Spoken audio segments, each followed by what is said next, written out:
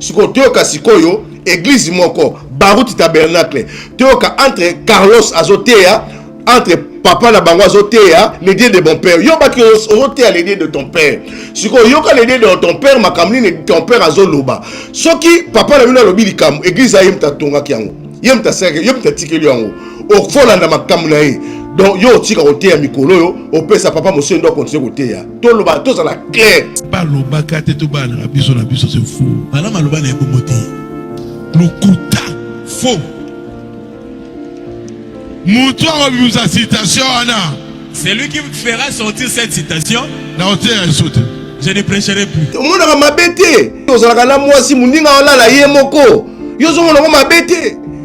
Le message dit en aucun cas on doit se marier entre nous. Et je pense que c'est un ordre. C'est un ordre, il faut prier et se marier avec quelqu'un qui est né de nouveau, baptisé du Saint-Esprit et qui croit comme vous. Na pesa ki au conseil ba grand prédicateur bazali ozana papa di yokazawana yo ba loketale ka so église esiki yo mon église ba nosika mikonyo so faut que nda kotala ya ata moko l'église esiki toke kotele papa na kotala yo papa bozaki na muninga na yo papa na ngai azali kote atala botala bosiko yo moni ndeni tala likalicho ngala sala ngobwe papa mondeli papa ko lakisa 9 yang exige le message de William Branham exige à ce que les frères et sœurs puissent se marier entre eux. Alors, cela est vraiment en ordre. Oui, oui. Citation exacte. Il n'y a pas de citation. Alobi, il a dit il faut pas la moutoua moli mon santo. Mariez-vous avec la personne qui a les églises. Tu peux épouser quelqu'un de cette église. Mazandoki. Mais c'est un sorcier. Mais tu as épousé un sorcier. Fauve. C'est un enfant de Dieu soi-disant. Qui se marie à un soi-disant. Soko lembi obibote papa bon la ligne mikolo papa te la kenanga pa ya le bon cas du message au fouti bien au écoute là papa moi je trouve que c'est un drôle on risque de prendre baptise le moi on baptise la moi et on va baptiser et plus tard vous aurez des problèmes. C'est comme quelqu'un qui est vivant qui se marie avec une personne qui est morte. Si vous avez de la chance et la personne croit maintenant et quitte par exemple les autres églises telles que nous avons vécu, vous avez la chance. Il y a toujours des exceptions. C'est rare, mais il y a des exceptions. Mais l'église chrétienne. Mais dans l'église chrétienne. Branham dit, nous avons 3 sortes de croyants. Mondimbi, incrédule, na soi-disant. Soi-disant. Si tu prends le soi-disant, tu as épousé un païen. Même ça qui ont répété frère Branham, Nzambe nanga pasteur Carlos Nzambe nanga. Yo zani nyango boy. Répétez frère répétez les bandes, basi baso Branham sa sopa poto nyonso asopi Satan. Atikeli yo poto vide. Yo yebisa biso que frère Branham a dit. Sikoyo Carlos abandi koteya mateya ya libala yoka pasteur makambo oteya papa makambo ozo lakisa biso pena na message à Branham ozo pesa biso exemple ya Moïse Mbiye abala te oyo sangwe bima ya gege ngai moi je sais que cette réunion passe en direct. Na pesa passer Moïse Mbiye faute. Je ne condamne pas le pasteur Moïse Mbiye. Vous savez, les niveaux qu'il a atteint. Trouver vraiment une femme qu'il aime sincèrement. Toi Rebecca, tu dois écouter la parole d'Eliezer. Non le kenya koluka mwasi. Isaac a fait tout. Il a peur. D'autres femmes peuvent venir parce que il a l'argent. D'autres viennent pour combattre son ministère. Il doit avoir le temps de prier. Parce qu'il est déjà positionné. Quand tu n'as rien. Ce que tu as musulman, la Coran. Coran, ils ont soutenir que Mouto Balibasi Misatu, ce que mon mounina, moi c'était Kabele Moko. Dans le bango que yo yebi message te potanga message te. Nazote la yo citation te mena au bundiso na papa na bino moko. Na baruti tabernacle dimanche on a la kuna na oya poto ça ba papier otika mambote tout ce yokani yo moko tsaki défi za wana bato bayoki otika mambote parce que déjà ka makambo ko mokende wana okokisa biso soni okoyokisa biso soni tala ba vie na nyonso tala papa Dioka tala le boy ka di message tala Sylvain Kwala tala Data Epenge siko Moïse Mbio ndoto pese conscience à la bongo Moïse Mbio kolanda conseil oti ça to bala na yebi kolobaka ata basangisi stade c'est sangana déjà to bisa ko pe bala mukolango répétez le cas ma frère Branham a dit que ma maman a prédicateur parce que tant mon frère Branham a dit qu'est-ce qu'il a dit Branham a dit quoi si nous sommes ensemble parce que là c'est la famille Branham et que Dieu vous assiste. J'ai suivi le pasteur Dioka et j'ai vu que c'était pas facile pour lui. Donc voir tout ce qui avait été fait, les efforts, l'énergie, et je sais que le Seigneur va assister. Il sait pourquoi. Il sait pourquoi il a permis que cela arrive. Et je sais que le pasteur Dioka, il est assez mature pour ça. Donc beaucoup de respect pour notre ancien et beaucoup d'amour pour lui et pour tous nos frères. Donc voilà, merci. Que le Seigneur vous assiste. Nous continuons à prier pour vous et nous sommes ensemble. Nous croyons que le Seigneur va fixer cela. Il va fixer cela. Merci beaucoup. Que Dieu bénisse. C'était votre frère, le frère Nathan Epenge. Que le Seigneur vous bénisse.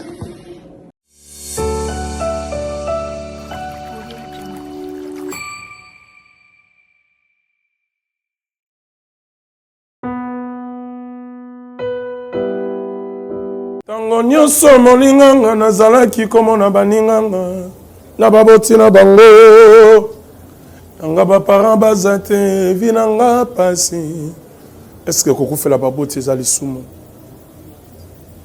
kozanga baboti est-ce que eza lisumu voilà naye kopesa bino message l'orphelinat Christ rédempteur et ana posa lisunge na bino tala musala munene ezosala mpona bana tala musala munene osala mpona bana oyo mokili etiki ebwaki me nzambe atelemi na nzela orphelinat oyo mpona koencadre bana oyo yaya lisungi na yo toa nango posa 1 euro no toa nango posa mpona mwana moko ntango mwana moko alie nzambe ya bitike oyo apermettre ete na nzela no mwana alia akobosana yo te voilà message ya l'orphelinat Christ rédempteur toa na besoin lisungi na bino ba numéro eza na se kota contact na biso assistance na yo et aux alisungi pour na bana que le Dieu des orphelins a bénir diama mtu nyoso ja tali kanisa ko sala quelque chose pe osali yango zamba pambola bino.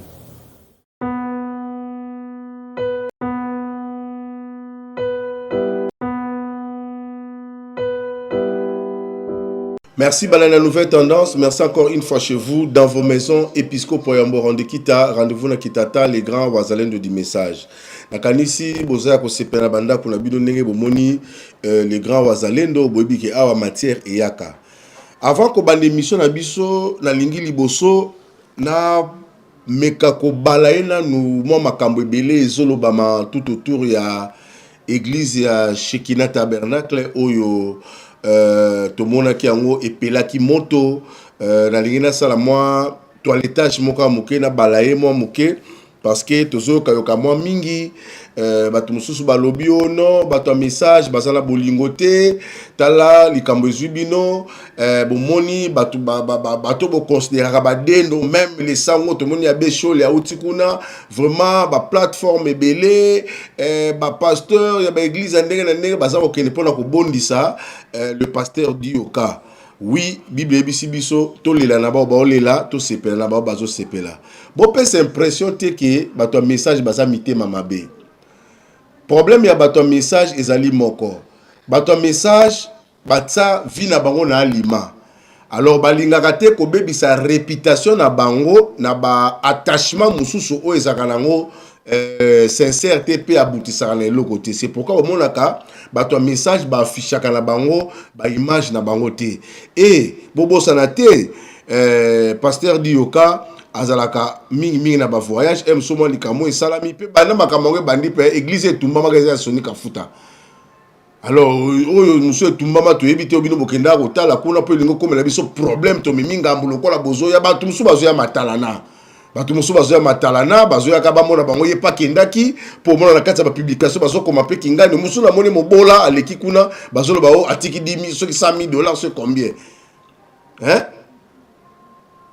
Boutika ba aventure ko et comme il est actualité et alors biso bato un message tout le monde qui le grand aigle du foro du ciel boyika du message akenda ki la nuit tout le bas qui est prophétique parce que ba kende autant la pasteur Dioka bazaki na ba kaka ba voisin tout ça mais le aigle comme le pasteur Dioka ba aigle mi balenga bi rencontre on les aller rencontre ya Marina Elisabeth tant ba pesa nimbote ba bi mona na kati ya ningani ya di mona ningani rencontre les amis rencontre moi il fallait ça la makana butu parce que la bête dit au cas côté déjà la transfiguration face on a Eli à son nom Moïse parce que gloire à second temple gloire et koleka temple ya liboso. Alors tout le monde qui peut notre pasteur Nathan Epenge l'homme de Dieu, je vous salue bisi kozolanda biso à lancer qui message parce que Azwa qui n'a nous tenté à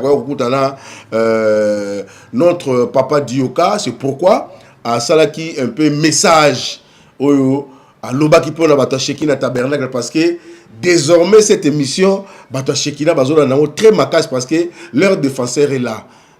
Donc bison de toujours défendre un message à frère Branham.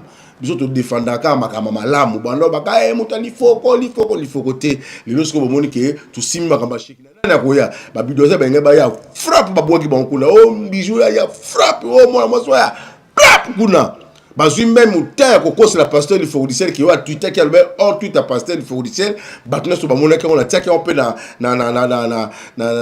profil na comment que je suis Shekina tabernacle donc c'est-à-dire pas sur les na bango yepé azoka passion alors toujours na régime pour biso le pasteur Nathan Epenge message à PC parce que le long na yé dans sans pitié na pasteur Carlos ngala lobana bino makabobo ya ki me ye moko sko atie carrière né en G pasteur Carlos azotika prédication na baruti tabernacle sou papa Mosendo mutako monter parce que a tie biso en défi alobi ke ceux qui te memeli citation akotika côté ya longwa prédicateur alors papa Carlos yeba ke lelo zotika côté tie carrière no en G.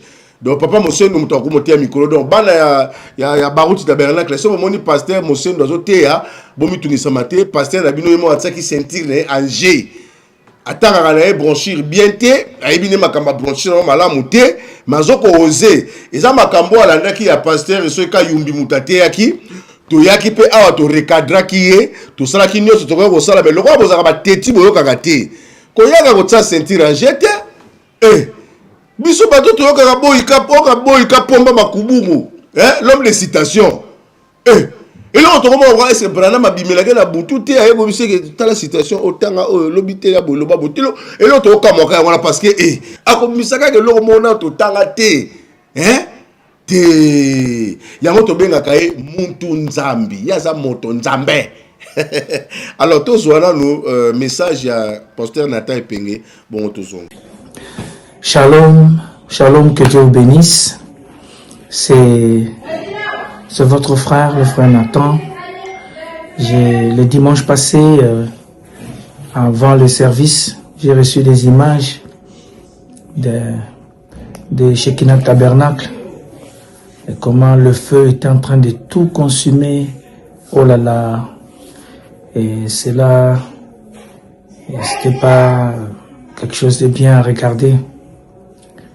Nous avons vraiment été attristés, et même pour monter à la chaire, pour prêcher les dimanches là, il a fallu que nous puissions prier aussi pour ça. Vraiment, c'était écœurant et je viens sur cette petite vidéo pour juste dire aux frères de Shekina et à nos sœurs, pasteur Richard Dioka, nous sommes ensemble. Je sais que c'est douloureux et cela n'est pas facile de voir tout ce qui avait été consenti pour que ces bâtiments soient construits.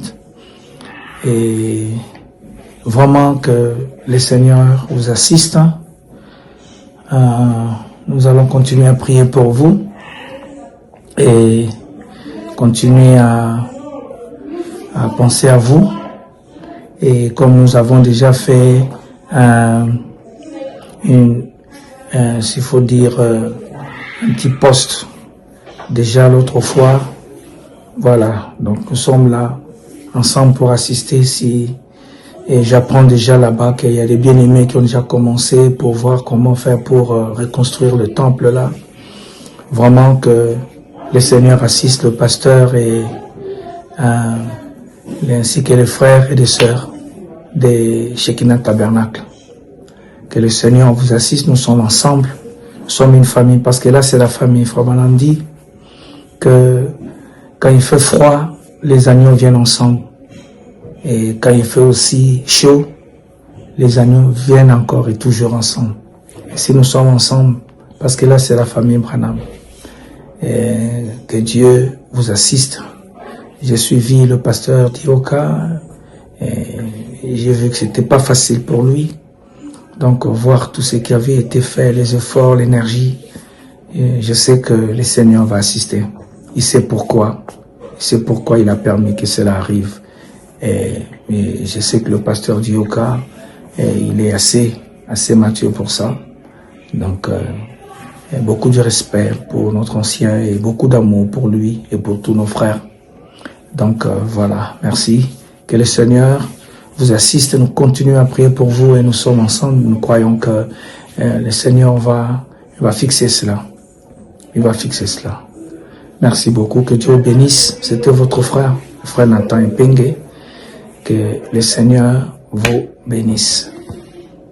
Merci beaucoup, Wanezaki, notre pasteur Nathan Epenge. Alors, to koti siko na problème na biso ya mkola lelo, pasteur Carlos alobi ba déclaration très grave. Azongeli makambo ba pekisa ki alobi ki frère Branham eza na citation moko te oyo aloba ke il faut bato message babala na kaka bango na bango bato message. Na expliquer bino bo frère Carlos. Bien aimé Carlos, parce que bien frère Branham, frère frère Branham c'est un prophète majeur, c'est un prophète, un grand prophète. Mais comme on n'est pas mbaliboso à Moïse, comme on n'importe quoi, oh bona il y a des vidéos. Mais ça passe si pour la moto yo mona Moïse bato atanga Moïse ba défendre qui Moïse mais yo moni Branham. Mais yo vivre prédication na tango ya Branham. Mais si koyo comme on va n'importe quoi moko parce que ça linga passi na komota la boya. Est-ce que pasteur Carlos émission oyo ba otindelo yango mituna nanu mitala nanu est-ce que makambozo sala ozomona ngo bien to ozoko parce que lelo soko tiki côté ati lelo soki otiki côté ate yebaka yango okobima moto lokuta pona nini na kati na théologie otoyebisa ko biso totanga ba interprétaka biso 2 ou 3 cours epesaka biso compréhension à prédication to na exégèse na herméneutique homilétique pesali mais ezabilo moka ndenge mo à peu près ndenge mo na herméneutique.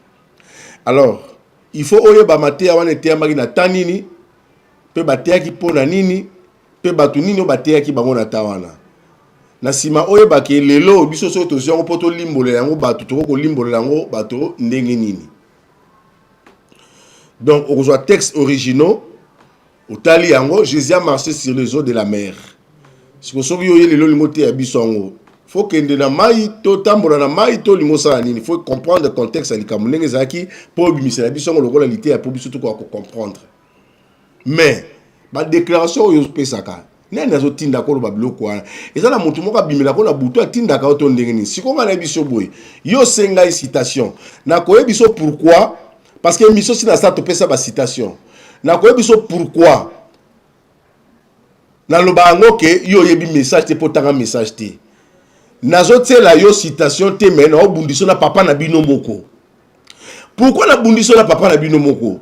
Parce que la Bible balobi et s'interprète à la verset mon côté. Au roko ça la doctrine et écriture na verset mon côté. Pourquoi? Mokanda Jean Lobi na biso boye. Quand le Saint-Esprit viendra, attends à mettre foi. Mais le consolateur, le Saint-Esprit que le Père enverra à mon nom, vous enseignera toutes choses et vous rappellera tout ce que je vous ai dit. Donc, Lélo, si on veut interpréter les Écritures, même branchées à Frère Branham, tu dois avoir le Saint-Esprit. Molimo santo a quoi enseigner yo parce que makamunyo se comme Lélo va actualiser la Bible zalate. Lélo to comme na cigarette, to comme na soupe na tolo, to comme na lotoko, to comme na scol, to comme na prémisse. On attend à Jésus-Christ biloko wana ezalakate, mais quand le Saint-Esprit viendra en toi, il va te dire que ça o eza yangote, o eza yango, o eza yangote. N'aimez chose comprendre. Parce que ce qui est la citation Frère Branham, aujourd'hui quand que son Frère Branham a commun, aujourd'hui la pensée à Frère Branham. Papa n'a pas nous corriger. Pourquoi? Parce que le Saint-Esprit à nous, il va tant par le bino que papa n'a pas le bien que à le bien bon ah ça bizarre passé. À le bien moto oyo na ko bala na nae oyo tozali na foi moko. Oh, so to bi foi moko, biso sa foi moko na ba pentecôtiste té. To sa foi moko na ba takimbangiste té. So olingo comprendre ngo ndenge ni parce que tant ozo ba ke ba peso citation. So ba peso citation au ti côté ya. Ngasko na boyi citation. Siko teoka sikoyo église moko, Baruti tabernacle. Teoka entre Carlos Azotea, entre papa na bango Azotea, les dieux de mon père. Yo ba ki Azotea les dieux de ton père. Siko yo ka les dieux de ton père makamni de ton père Azoloba. Soki papa na bino lobi likam église ayem ta tonga kiango. Yem ta seke, yem ta tikeli yango. O fola na makamu na ye. Donc yo tika Otea mikolo yo, o pesa papa monsieur ndo continuer Otea. To loba to za la clair. Tous à la claire la ligne ba problème té ko tiara la ba problème té pour les beaux la fanatique ba côté la caillou mais batuno so côté la pasteur Carlos ngana olobati nege ben chada lobaka que la Bible parle ba imaginer ça nini eloba to que la régie Corneille to lingi o laksabiso biloko o pasteur Carlos alobi na munoko na ye après so ka silisi to tie sikoyo contre les dieux de mon père après to zongi. Balobaka te to bana biso na biso c'est faux. Bana maloba na ebomote. Lokuta faux. Montre sa citation ana. C'est lui qui fera sortir cette citation. Na ote ya sote. Je ne prêcherai plus. Citation exacte. Il n'y a pas de citation. Alobi, il a dit il faut pas la mouton à moli on santo. Mariez-vous avec la personne qui a les Saint-Esprit. On va la mouton à l'église. Tu peux épouser quelqu'un de cette église. Mazandoki. Mais c'est un sorcier. Obalikarandoki. Mais tu as épousé un sorcier. Fauve. Et ça, c'est moi Nzambe. Un enfant de Dieu. Abali soi-disant. Qui se marie à un soi-disant. Mais dans l'église chrétienne. Mais dans l'église chrétienne. Branham dit. Nous avons trois sortes de croyants. Croyant, Mondimbi, incrédule, na soi-disant. Soi-disant. Si tu prends le soi-disant, un païen. Tu as épousé un païen. Exige le message de William Branham exige à ce que les frères et sœurs puissent se marier entre eux. Alors, cela est vraiment en ordre. Oui. Le message dit en aucun cas on doit se marier entre nous. Et je pense que c'est un ordre. C'est un ordre. Il faut prier et se marier avec quelqu'un qui est né de nouveau, baptisé du Saint-Esprit et qui croit comme vous. Moi, je trouve que c'est un ordre. On risque de prendre baptise-le-moi. On baptise la moi et on va baptiser et plus tard vous aurez des problèmes. C'est comme quelqu'un qui est vivant qui se marie avec une personne qui est morte. Si vous avez de la chance et la personne croit maintenant et quitte, par exemple, les autres églises telles que nous avons vécu, vous avez la chance. Il y a toujours des exceptions. C'est rare, mais il y a des exceptions. Merci beaucoup. Nakanisi, le message est clair. Le message est clair. Donc, pasteur Carlos, il faut s'animer à Tika Koteya. Parce que cigarette dans la Bible est athée. Mais la Bible est la Bible. Bateau batek la cigarette. Toute sa parenthèse. La Bible fumer est préjudiciable à la santé. Moto aza comme la cigarette, aza comme baby sa santé na ye. Comme la fumer, aza comme baby sa santé à moto. sikoyo bible elobi na biso na verset moko elobi na biso moto azali kobebisa nzoto na ye nzambe akodétruire ye moto aza kodétruire corps na ye neti moto amidie mbiki aokelola te parce que amibomi ye mo fazela liwa ya nzambe ya malamu ya ndenge esengeli akende mais soki ye mo amikati vi na ye aokelola te. Pourquoi? Parce que asaleli volonté ya ye moko. Alors bible et s'interprète à la pensée na yango même le branchir confusion l'autre on a un message de ça nini bato ba komi ko linga ko limbo la message selon ba pensée la bango bazo ba te que penser à moté ipe ezali ezala makambo sou frère Branham alobaki yango te mais to ko mona yango ko salama. Pourquoi? Parce que prédication na ye ezala ko la Bible Saint-Esprit pesi biso espace que Jésus est mort azokende atiki la matéa na matière de la bango. Allez par tout le monde, faites de toutes les nations mes disciples, enseignez-les à observer tout ce que je vous ai prescrit. Je suis avec vous jusqu'à la fin du monde. Donc, mon livre centre, ça a mise en jour la connexion. Micro caméra, canon parce que l'homme va TV, va conquis. Les autres TV va conquiter et comme bah téléphone. Téléphone, c'est encore égal à TV. Parce que on a programme au téléphone, bah comme Samsung, bah comme Nokia, Techno. Au fond, la TV Nokia, Techno, et ça Android to shifter na numérique. Et comme il y a un logo, bah conquis et ça susté. Yango denile sa lobaki ke ba pasteur aloba na devoir parce que bande ko tina mo ba zo ba mai ba tsaka na ba TV po TV les arabo munene boy o ya place masiko espace ya to tsama inengini donc soko na matière ko tsaba mai na TV o jouer parce que tala ngo c'est leki pasteur Carlos o sa makamla ko poani na pesa ki au conseil ba grand prédicateur bazali ozana papa di yo kazawana yo ba loketa le ka so l'église eziki yo mo l'église ba nozika mikonyo so faut que na kotala ya tamu ko l'église ici qui toke kotele papa na kotala yo papa bozaki na muninga na yo papa na ngai azali kote atala botala bosiko yo moni ndeni tala likanitio nga sala boye papa mondeli papa ko lakisa 9 yang soko lembi obi bote papa bon na lingi mikolo papa tela ke nanga pa ya le bon cas du message au fouti billet au kekuta na papa dans la patrie à Nzembo dans la patrie nous avons tout. C'est là le Rwanda. C'est là le Rwanda dans la patrie.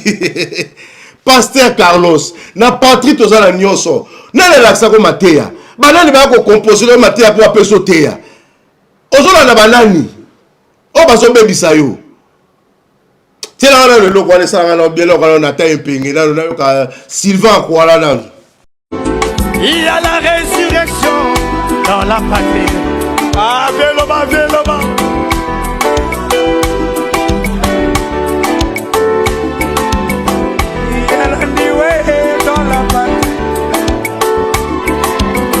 Il y a la colonne de feu dans la...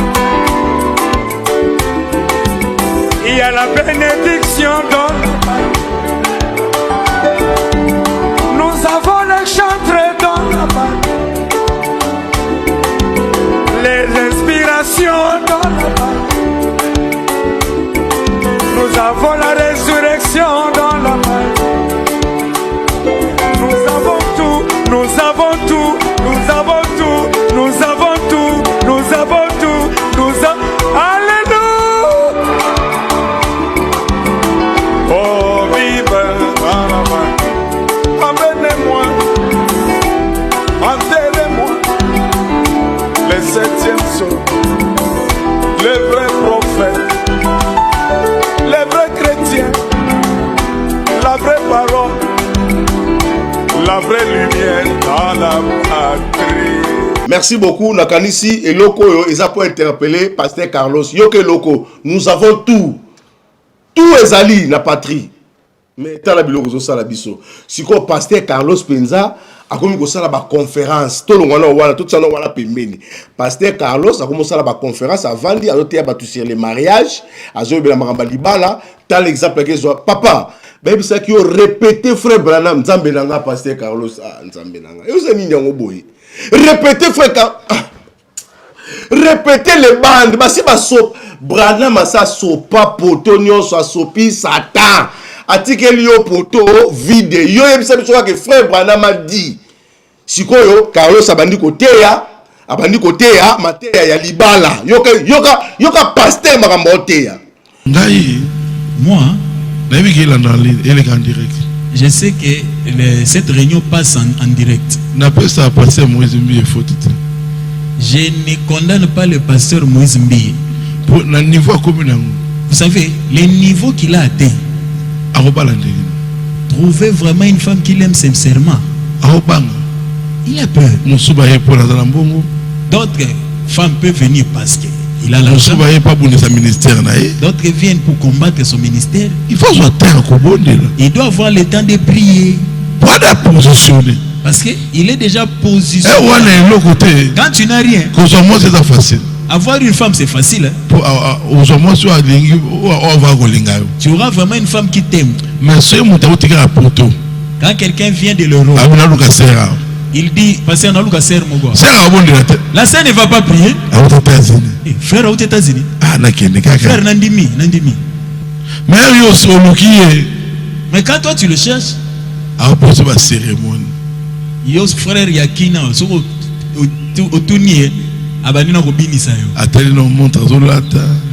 elle regarde d'abord la montre que tu portes.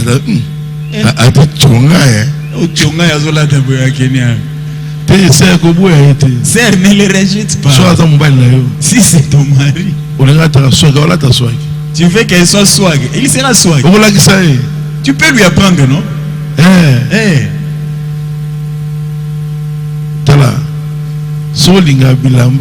Écoutez, si tu aimes l'habit, les habits, ta femme aussi va aimer des choses. Si tu veux que ton mari puisse te copier, il va te copier.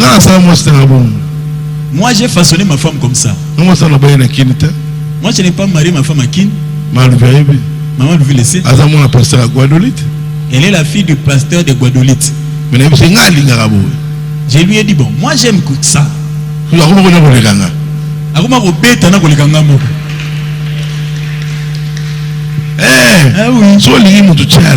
Si tu aimes quelqu'un, mets la personne à l'aise. Si l'homme ne fait que contrôler sa femme, c'est qu'il ne l'aime pas. Si tu n'as pas confiance à quelqu'un, ne l'épouse pas. Écoutez, moi, ma pensée est d'abord de chercher l'argent. Surveiller sous moi. Je ne le ferai pas. Si je n'ai pas confiance en elle, je ne vais pas l'épouser. Moi, je ne contrôle pas ma femme.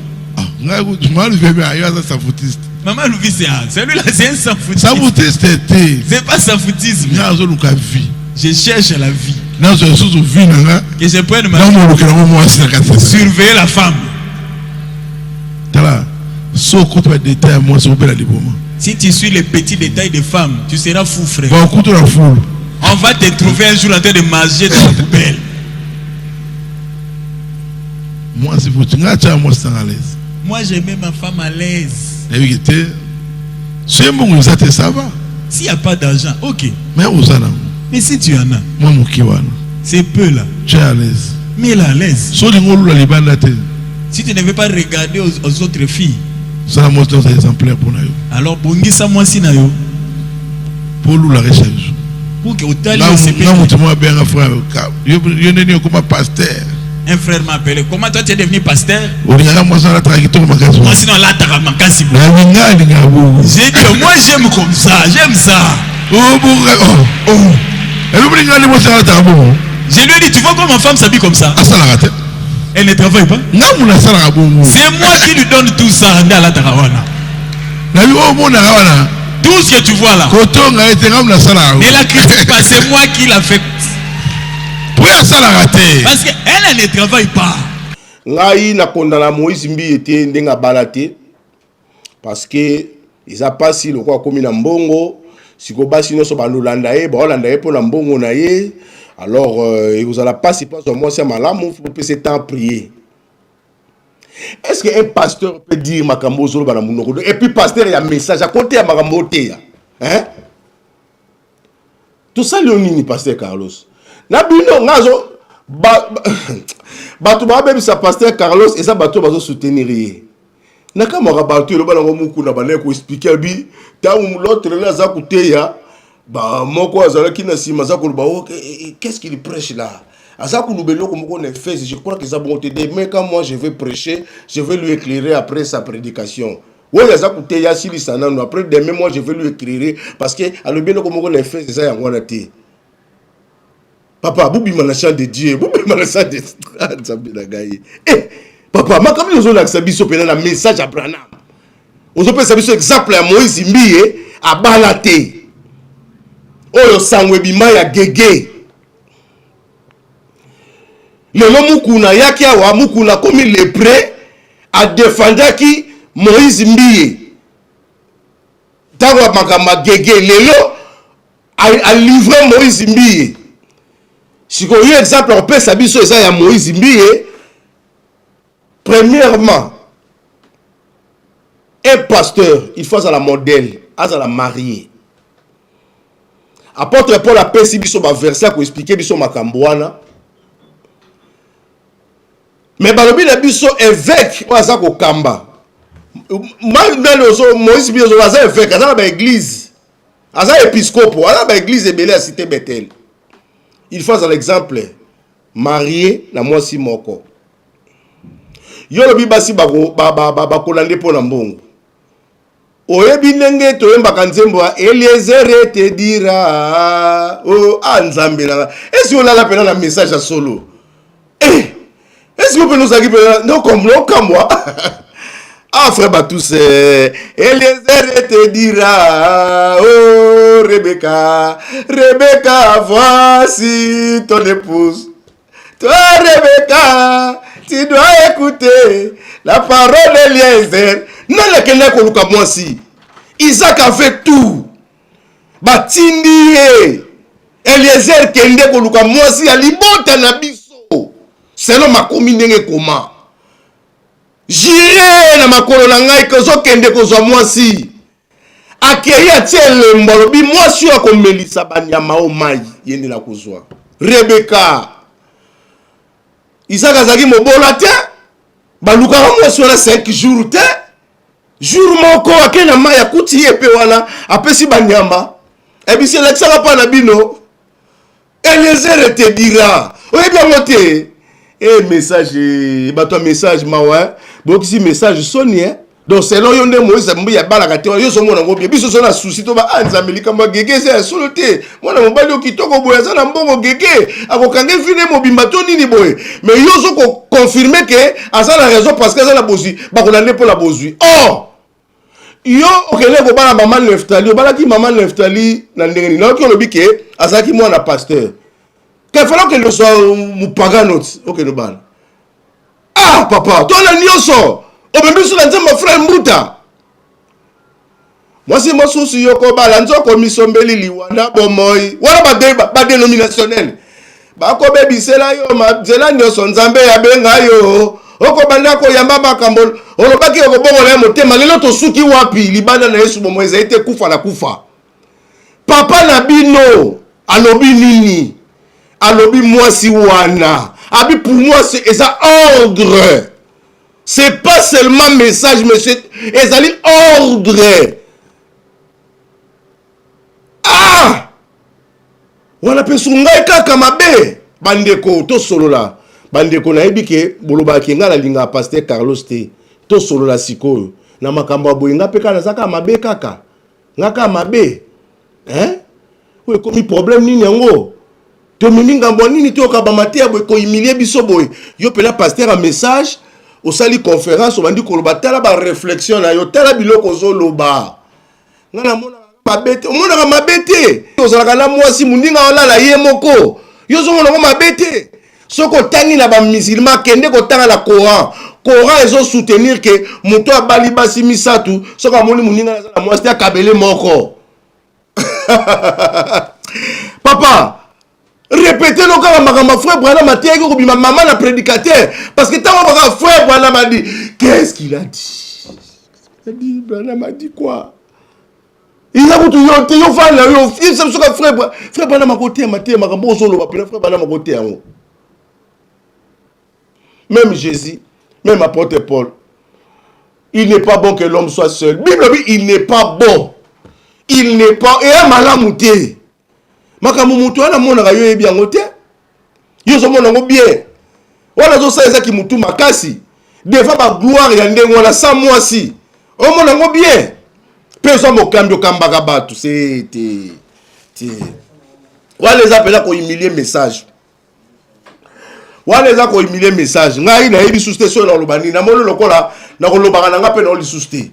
O soko ko boba soko église na soko sa ngoni sala ngoni ngo lingi parce que na lobby trop na lembi parce que makambo zo mona na noir et blanc.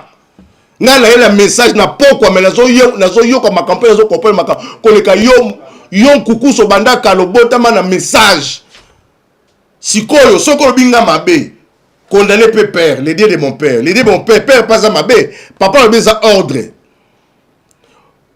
tant que le besoin de la biso bozo mona ba j'ai Samson ba pekisa ki ba famille ba bisi ke biso ba ngoto bana na raté ba kata isuki e mama moto le besoin ba masekiti ba to be ba bebisi ba fille ba ngona makama babala oyo oh si comme tu vas ça mais la pense moi il faut combien de temps Moïse Mbiye wana c'est un divorcé yé moka saloba ke boka saka balaka ta sa balaka déjà balaka yo lingo la service na Moïse Mbiye o lingo la service na Moïse Mbiye hein moi je soutiens na munda nga mabete tala moi ça la ndepo na mbongo o yina lo makamususu na lo makamususu moi ça la ndaka mbali po na mbongo e bien ote